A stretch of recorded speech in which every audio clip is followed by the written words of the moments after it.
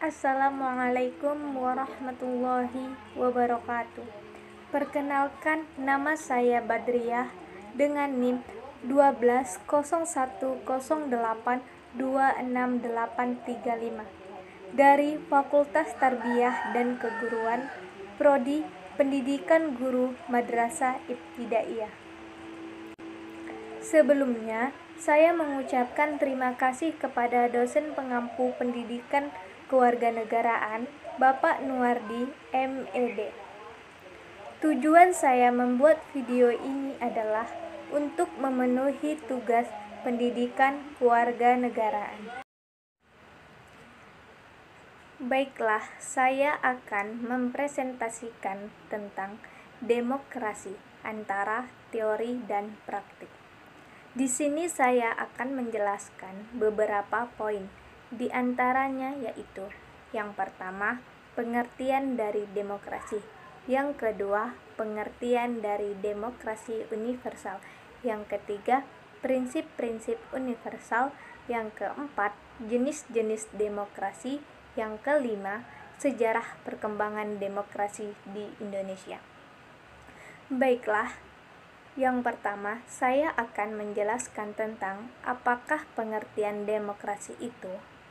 Secara etimologi, kata demokrasi berasal dari Yunani, yakni demos yang berarti yang banyak. Atau secara spesifik bisa ditafsirkan rakyat banyak.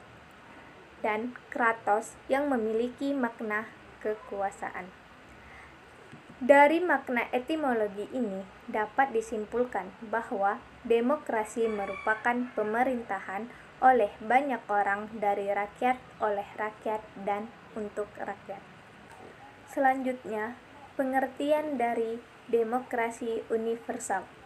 Demokrasi universal adalah istilah untuk mencari rangkuman prinsip-prinsip demokrasi yang berupa nilai sekaligus semua bentuk transformasinya.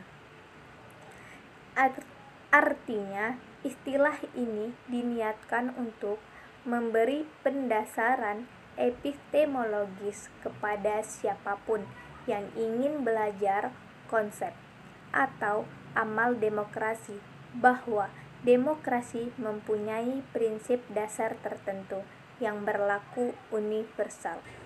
Selanjutnya, prinsip-prinsip universal. Prinsip-prinsip universal pada dasarnya adalah prinsip stricta manen, yakni ide atau konsep yang pernah ditulis di masa terdahulu dan dianggap masih bisa dipakai di masa sekarang. Zulfikri Sulaiman mengelaborasi prinsip-prinsip demokrasi universal sebagai berikut. Yang pertama, prinsip liberatif. Yang kedua, prinsip pembatasan kekuasaan. Dan yang ketiga, adanya teknis pengelolaan kekuasaan. Sedangkan berdasar pada isi materinya, demokrasi universal memuat prinsip-prinsip tentang: 1. Kehidupan warga negara yang melindungi hak-hak kebebasan. Yang kedua, kesetaraan di depan hukum bagi semua warga negara.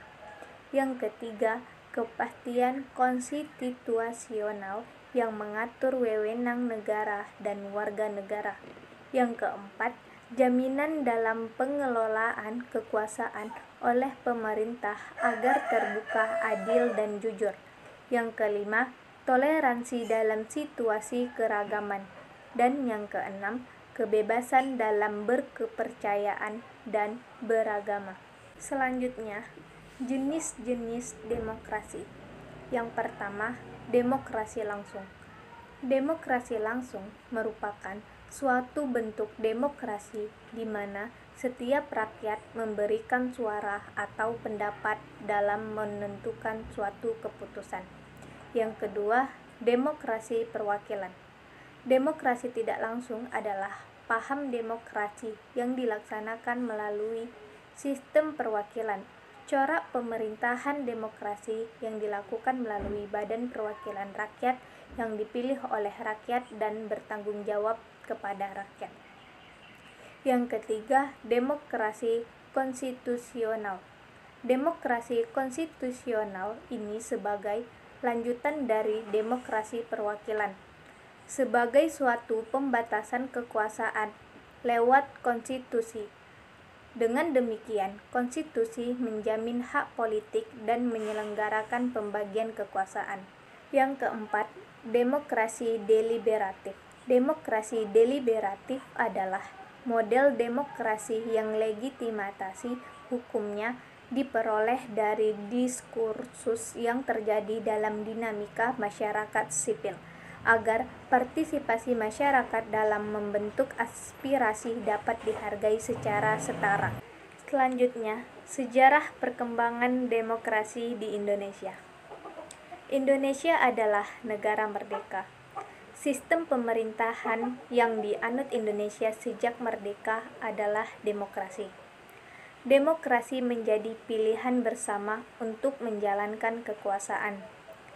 Kedaulatan rakyat dipilih sebagai asas paling tinggi untuk menentukan apapun, termasuk menentukan filsafat hidup bangsa, simbol negara, dan konstitusi.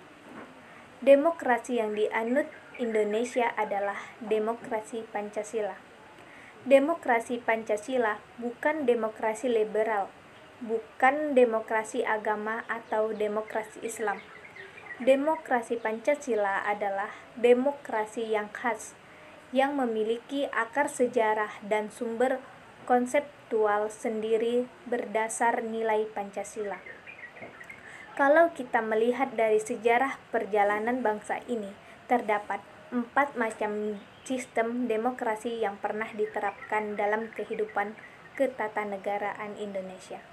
Yang pertama, ada demokrasi parlementer. Diberlakukannya Undang-Undang Dasar 1945 pada periode pertama, yaitu tahun 1945 sampai 1949 adalah awal mula dipraktikkannya demokrasi ini. Namun, demokrasi parlementer ini tidak berjalan dengan baik. Kehidupan politik dalam pemerintahan pada masa itu tidak stabil. Akibatnya, program-program yang dibuat pemerintah tidak bisa dijalankan dengan baik dan berkesinambungan. Akhirnya, demokrasi ini berakhir secara yuridis pada tanggal 5 Juli 1949 bersamaan dengan pemberlakuan kembali Undang-Undang Dasar 1945. Yang kedua, ada demokrasi terpimpin. Pada tanggal 22 April 1959, Presiden Soekarno memberikan amanat kepada konstituen tentang pokok-pokok demokrasi terpimpin. Ada 5 demokrasi terpimpin, di antaranya adalah: yang pertama, demokrasi terpimpin bukanlah diktator. Yang kedua, demokrasi terpimpin cocok dengan kepribadian dan dasar hidup bangsa Indonesia. Yang ketiga, demokrasi terpimpin berarti demokrasi di segala persoalan kenegaraan dan kemasyarakatan, meliputi politik, sosial, dan ekonomi. Yang keempat, inti daripada pemimpinan dalam demokrasi terpimpin adalah permusyawaratan yang dipimpin oleh hikmah kebijaksanaan. Yang kelima, demokrasi terpimpin oposisi diharuskan dapat melahirkan pendapat yang sehat dan membangun. Kalau dilihat dari beberapa poin tersebut, demokrasi terpimpin tidaklah bertentangan dengan Pancasila dan Undang-Undang Dasar 1945. Akan tetapi, konsep-konsep tersebut tidak direalisasikan sebagaimana mestinya, sehingga demokrasi terpimpin seringkali menyimpang dari nilai-nilai Pancasila, Undang-Undang Dasar 1445, dan budaya bangsa. Yang ketiga, demokrasi Pancasila pada era Orde Baru. Demokrasi Pancasila lahir di atas berbagai bentuk permasalahan yang dialami bangsa Indonesia selama berlakunya demokrasi parlementer dan demokrasi terpimpin. Demokrasi Pancasila itu pangkalnya adalah kekeluargaan dan gotong royong. Jadi, hal penting dalam demokrasi Pancasila adalah nilai-nilai yang menjunjung tinggi kemanusiaan sesuai dengan martabat dan harkat manusia, menjamin persatuan dan kesatuan bangsa, mengutamakan musyawarah, rasa tanggung jawab kepada Tuhan Yang Maha Esa menurut agama, dan kepercayaan masing-masing dan mewujudkan keadilan sosial.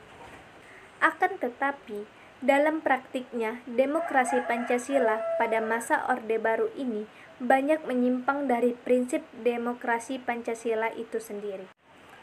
Adapun beberapa pelanggaran demokrasi era Orde Baru adalah: yang pertama, penyelenggaraan pemilu yang tidak jujur dan tidak adil.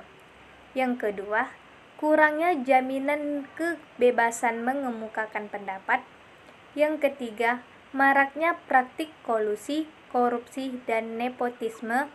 Yang keempat, sistem kepartaian yang berat sebelah dan tidak otonom. Yang kelima, penculikan dan penghilangan paksa sejumlah aktivis. Yang keempat atau yang terakhir ada demokrasi Pancasila pada era reformasi. Perbedaan demokrasi Pancasila pada era reformasi dengan era Orde Baru terletak pada aturan pelaksanaannya. Kalau kita lihat pada peraturan perundang-undangan dan praktik pelaksanaannya, banyak perubahan yang terjadi. Kebanyakan perubahan itu terletak pada perbaikan kebijakan-kebijakan yang dirasa kurang sejalan dengan konsep demokrasi.